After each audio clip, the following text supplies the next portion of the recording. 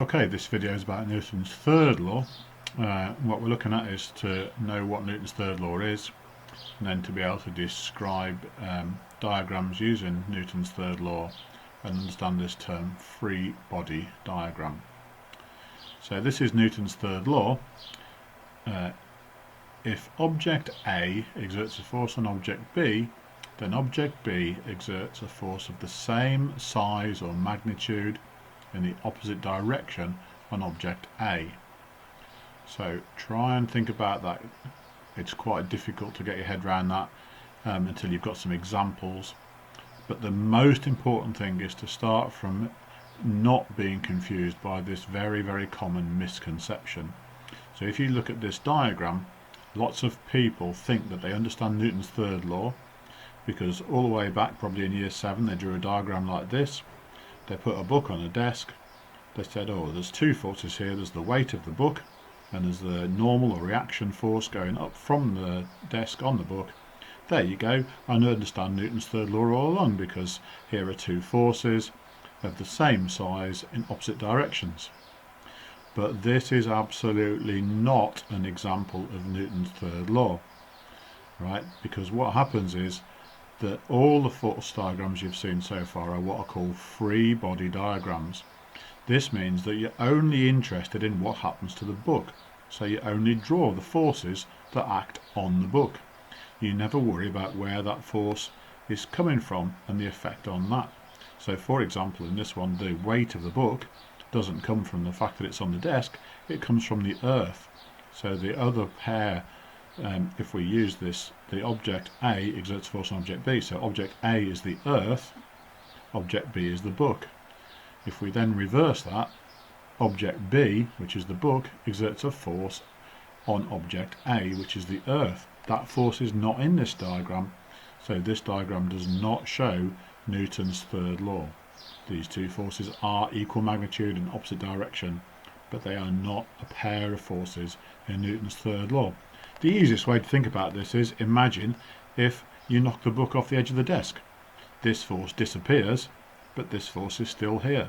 So that can't be following a law because you can't just break the law. So if we try a more complete description of this, we've got the force of the earth on the book. That's the force we normally call weight. The opposite force to that is the force of the book on the earth. That's the force we haven't ever drawn before. That's not in this free body diagram of the forces on the book.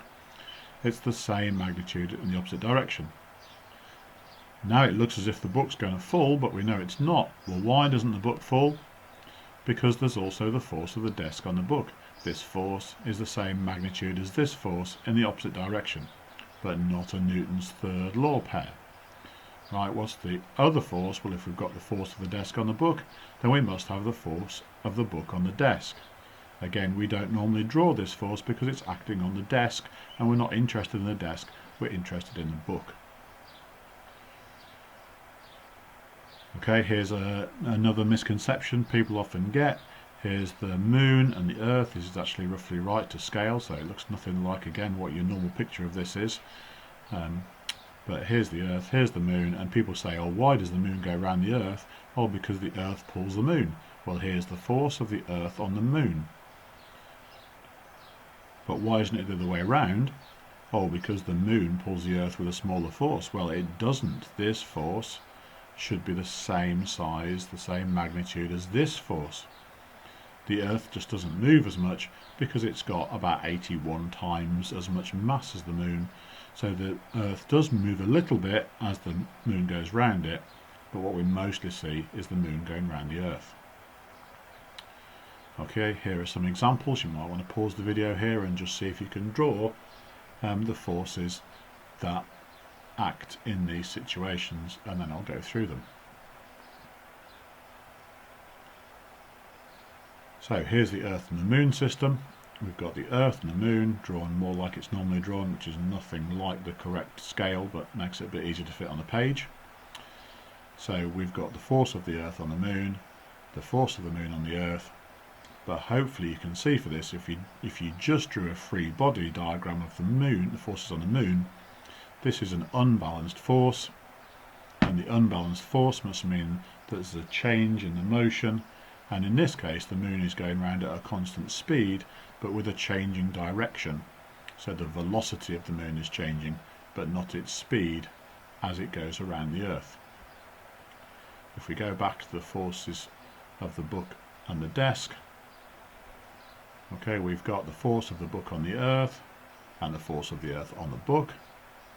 We've got the force of the desk on the book and the force of the book on the desk, and that's the complete system of all the forces. But you'll notice that the two forces on the book, if you look at this force and this force, these forces have the same magnitude, so the resultant force on the book is 0, so the book just stays where it is. So an accelerating car, we've got the force of the car on the Earth, the force of the Earth on the car. So that's the weight of the car. We've got the force of the road vertically, the reaction force on the car, and the force of the car on the road.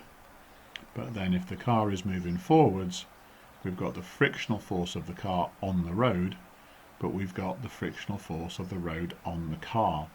It's interesting that people think friction slows cars down, but really, if it's only the friction between the tyre and the road, which actually is what makes the car go forwards, because it's the reaction force that's against the frictional force. So that's the Newton's third law.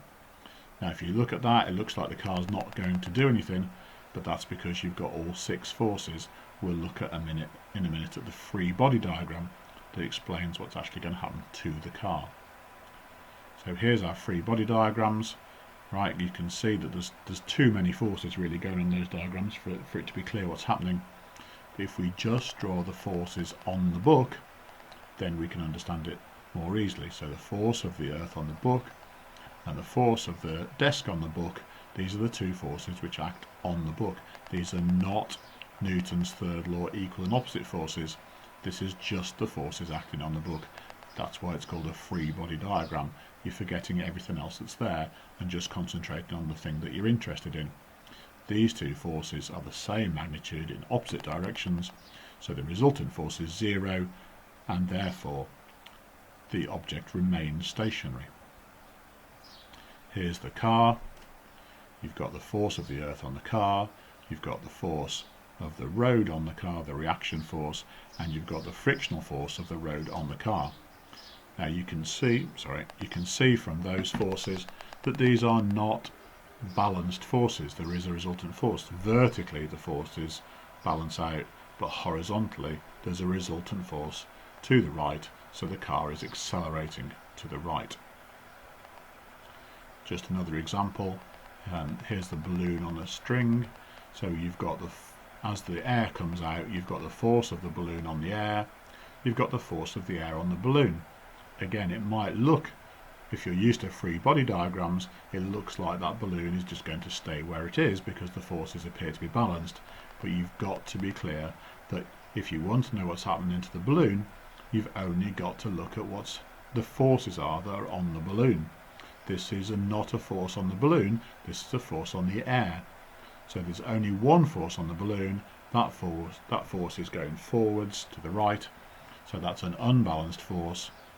Therefore, what's going to happen is the balloon is going to accelerate to the right, and even when all the air's gone and this force goes, again because of Newton's first law, there will be no resultant force at this point because all the air will have gone and this force will have disappeared, and the balloon will continue to move at a constant velocity. Off it goes.